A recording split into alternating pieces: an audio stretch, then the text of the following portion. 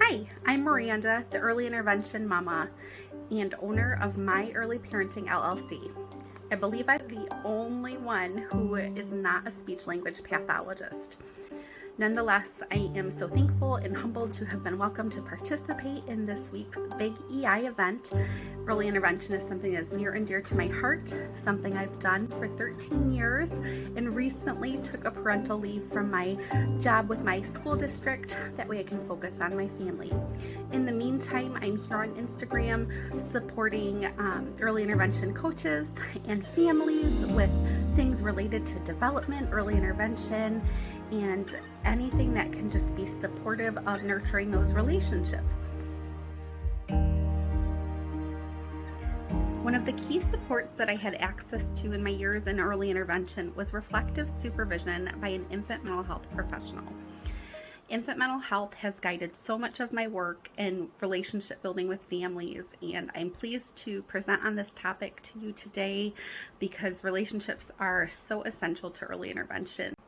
So today I'm going to share 3 tips that have an infant mental health focus on developing strong relationships, nurturing relationships between parent-child dyad as well as parent-professional dyad.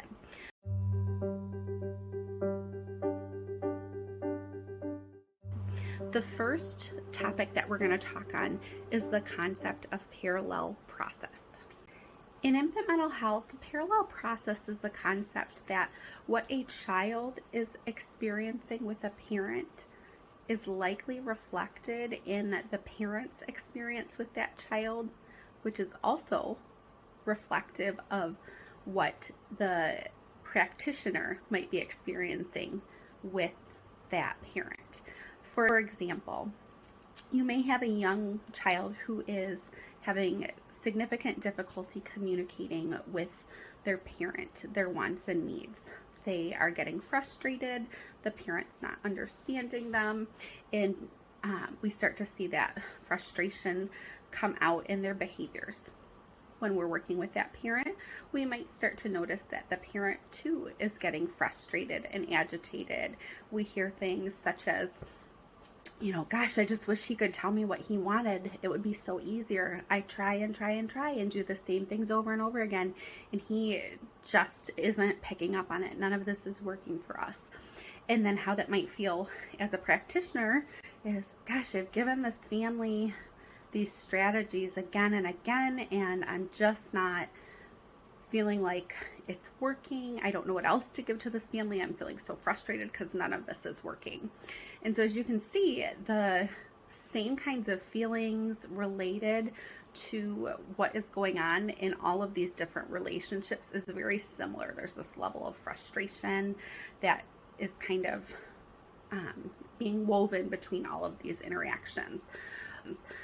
But we can also flip the script and use that parallel process to support the relationships. So for instance, when we have a family that we are hoping provides even more responsive communication to their child, we can model that for them.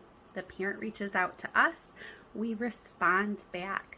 The parent asks for something of us, we're able to respond back warmly in the hope that by holding them and giving them what they need and nurturing that relationship, that they can also do that for their child.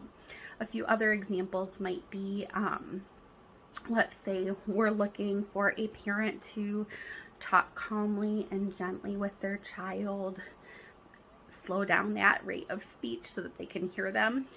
If we model that for the parent and talk about that and show what that looks like in our interaction between us and the parent, it's more likely that they too can have access to doing that skill with their child.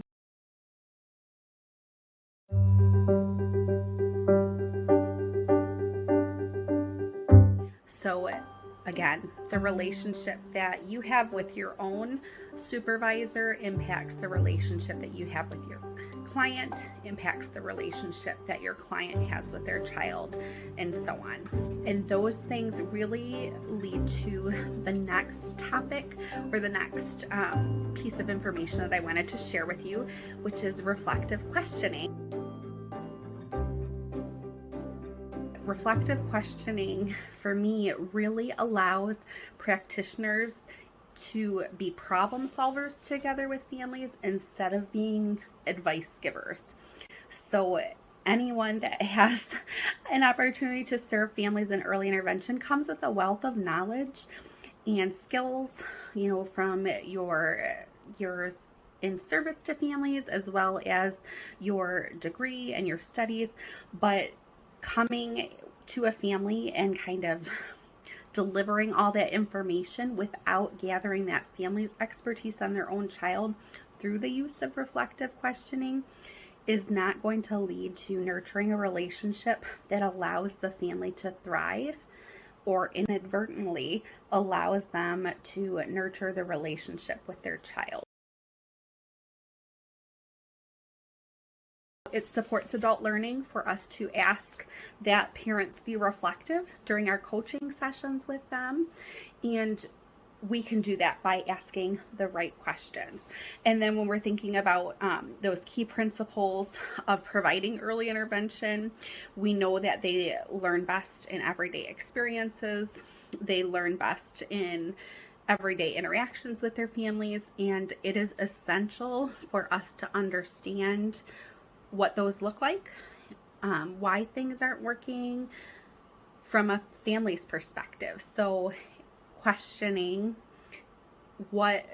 targeted questioning to kind of get to the root why things aren't working and what kind of support they need without just assuming. The Early Childhood Coaching Handbook by Rush and Sheldon actually identifies 4 types of reflective questions to use with families. Those 4 question types are awareness, analysis, alternatives, and action. Let's quickly put these questions in the context of a family that's struggling getting their child to say the word toast at breakfast time. You might first start by asking the parent, what have you tried? What's working? What's not working? And these are the questions that are going to help give us a better understanding of their daily routines and the strategies that they're already trying. After we gather that information, we might move into an analysis question. So you've been giving 2 choices, toast or milk, or toast or a bagel, and that is not working. Tell me why you think that might not be working. You're going to ask them to analyze, and you can do this alongside them. The next type of question that you'll use to follow that up is alternatives. Okay, so questioning or offering choices isn't working. What are some alternatives that maybe we could try? And then after that, you'll use some action questions to guide that reflective questioning. So you've shared that you want to attempt to use choices, but you want to use some visual support with it. Tell me what that's going to look like. What meal are you going to use that at? Great. Okay. So that, again, walks you through the awareness, analysis, alternatives, and actions, all those reflective questions that are really going to help us target the family within daily routines and allow them to share their expertise and their observations of what their child can do and what they feel like they might need more support on.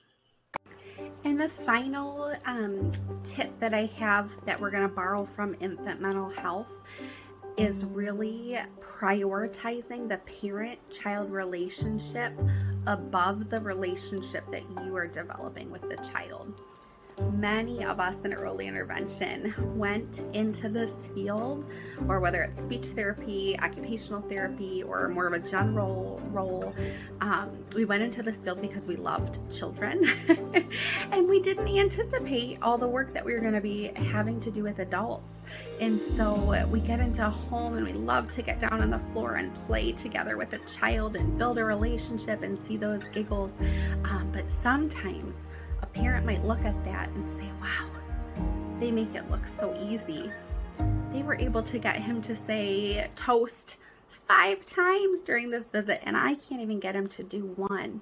So we need to do our best job when we're doing therapy or we're providing an early intervention home visit and service, to acknowledge that the parent and the child is the most important relationship, because we know that they need to be the parent needs to feel confident that they can do these things when we're not there, because that's when they're going to get the majority of their intervention. Notice and verbalize out loud how a child responds to a parent. When you responded to him babbling and tapping the plate by imitating what he was doing, he looked right up at you and lit up and smiled. I think he felt like you were really understanding him and was so encouraged by that.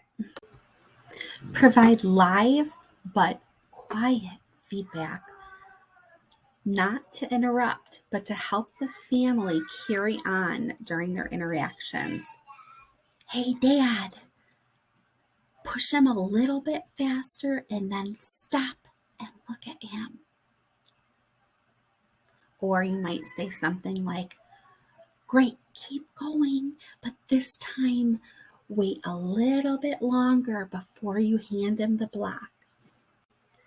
And finally, minimizing your success in interactions while also leaving space for the parent to be the most successful during a visit.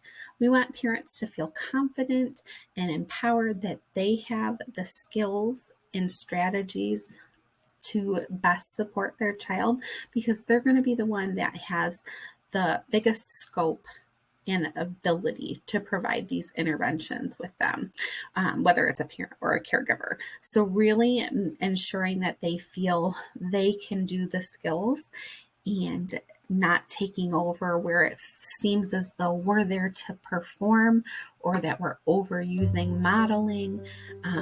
We want to really keep that focus on the parent-child dyad or the caregiver-child dyad. I just want to say a big thank you to Becky at SLP Scrapbook for organizing this, and you can follow along at Early Intervention Mama on Facebook and Instagram. And keep your eye out for the upcoming launch of my website, earlyinterventionmama.com. Thanks, and have a great day.